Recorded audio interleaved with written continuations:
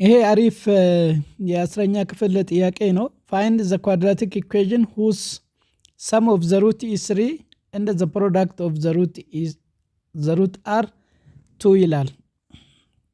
ሩቶቹ ሁል ጊዜ አልፋና ቤታን ብለን ማስቀመጥ እንችላለን። ሶሉሽን ሁስ ሩት the sum of the root alpha plus beta is equal to 3.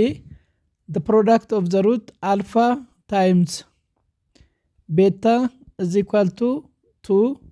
3 ማለት ደግሞ which is equal to minus b over a ይሆናል። 2 ማለት ደግሞ alpha times beta is equal to c over a ይሆናል ማለት ነው። ስለዚህ አሁን ከዚህ ምንድነው የምናገኘው? b over a is equal to minus 3 ይሆናል። ከዚህ ደግሞ c over a is equal to 2 ይሆናል። ይሄ ማለት የኛ ኳድራቲክ ኢኩዌሽን f of x is equal to a x square plus bx plus c is equal to 0 ከሆነ ማለት ነው።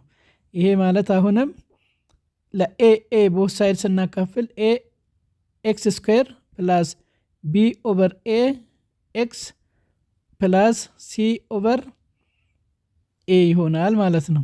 is equal to 0 ማለት እንችላለን። ይሄን x እንዳለች ትቀመጣለች plus b over a ማለት b over a minus 3 ያገኘን እቺኛዋን minus 3 እንበላት x የc ቦታ ደግሞ 2 አግኝተናል ማለት ነው። ስለዚህ f of x አችን ኳድራቲክ ኢኩዌሽኑ is equal to x square minus 3x plus 2 ይሆናል ማለት ነው።